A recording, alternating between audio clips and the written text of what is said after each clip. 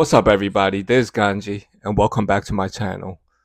Today, I'm going to be talking about the scam centers that they have going on in Cambodia. 1km 간판입니다. 범죄 도시라는 그럼 쇠창살에 봐도 미원 중에 한복판.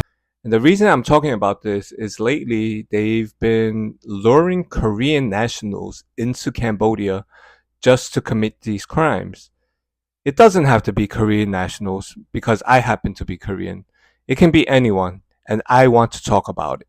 취업 사기를 당한 30대 남성 A씨가 캄보디아 최대 범죄 단지 시아누크빌 숙소에 감금된 모습입니다. 그런데 막상 도착한 회사는 여권과 휴대전화를 모두 빼앗고 보이스피싱을 시키는 범죄 조직이었습니다. 현지 교민들은 지금도 비슷한 실종 신고가 잇따르고 있다며 범죄 단지에서 위험을 무릅쓰고 탈출하다 크게 다친 경우도 있다고 말합니다. 다리 다쳐서 오는 친구들도 있고 그래요. So I don't know if you guys seen the headlines, but lately Koreans are being lured to Cambodia only to vanish into scam centers. I mean, this is like a plot of a movie, right? But it's happening right now in 2025. And today what I want to do is I want to uncover how these operations work and why Koreans are being targeted and what can be done to stop it. So according to the Korean Ministry of Foreign Affairs, over 330 Koreans have gone missing or reported being trapped in Cambodia just this year alone. I mean, over 330 Koreans. So I guess the minimum amount is 330, okay? I guess they have no clue what the maximum is. So many are young adults, promise high-paying jobs in IT or marketing. But once they land, they're held captive in compounds and forced to run online scams. I mean, my biggest qualm with this is they went there on their own free will, no? Nobody came to Korea and brought you there. So let's get into how they get trapped. So as they say, the setup begins online, on Telegram, Facebook, and even job boards. Scammers post ads like $5,000 salary, free housing, easy work abroad. And then once the victims accept, they're given tickets and flown out. But once they arrive, their passports are confiscated and they're taken to a guarded building. Escape is almost impossible. I mean, there are red flags everywhere.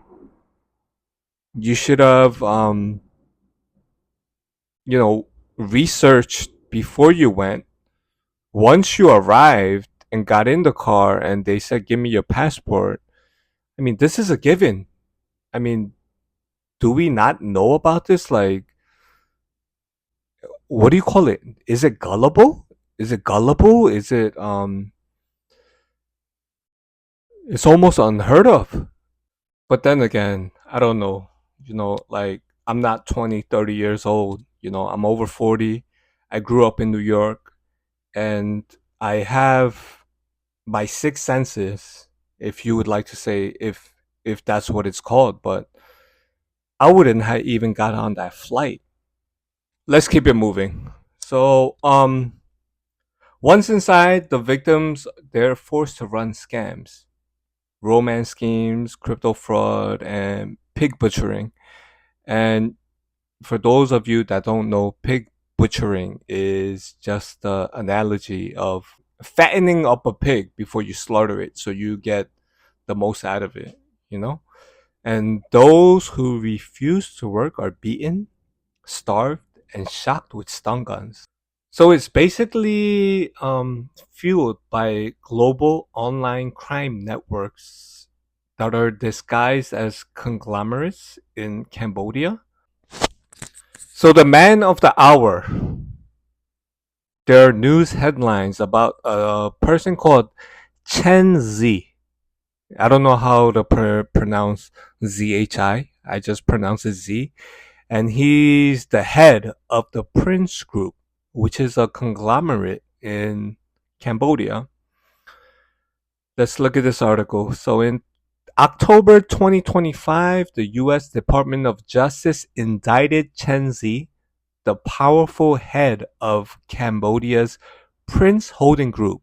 So this is the head honcho of Prince Holding Group in Cambodia for allegedly running trafficking operations and money laundering through crypto scams worth billions. Western governments have started sanctioning Cambodian elites accused of enabling this criminal industry. These scams don't stop at Cambodia's borders. The same networks operate across Laos and Myanmar. Corruption makes it even harder to fight. Some local officials are accused of protecting scam centers in exchange for bribes. What a surprise. Rescues are dangerous and many victims fear speaking out. So let me talk about this guy, Chen Zi. Um, he's a Chinese national. He has a conglomerate in Cambodia, but where they run this whole operation, this whole shenanigans, is in Chicolville or something. Like, I know I'm butchering. I mean, no pun intended. I'm butchering the pronunciation of it. At 3 hours out of Phnom, and it's basically, it used to be like a place people used to go to enjoy the beaches, enjoy the scenery, but nowadays it's just nothing but casinos, unfinished buildings. Is just a place for the triads to, it's a triad playground. So what can they do? They gotta make money. People aren't going there to surf. People aren't going there for vacationing, even though it's the perfect spot, you know? They made scam centers. And the saddest part about this is there are Korean nationals living in Cambodia that have regular jobs and they are upstanding citizens, but there are Korean people that are luring other Korean people in just so they can sell them over to the Chinese triads. So I wanted to come on and I just wanted to let you guys know what's going on in Korea these days. Like, this is top news.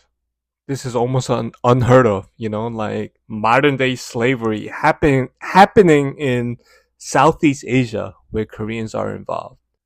But this is not the end of it. Korea just sent the top brass out there to investigate, but who knows what's true and what's false. From the media, if you look at it, they're saying there are Koreans that refuse to come back. And I would think those are the people that went there and they were actually recruiting people from Korea to come, and they would, basically sell them over for a price. So I will keep you guys updated. I know today is a little bit off topic, but I wish to see you guys next time. Thank you for hearing me out, and I'll see you guys in the next one.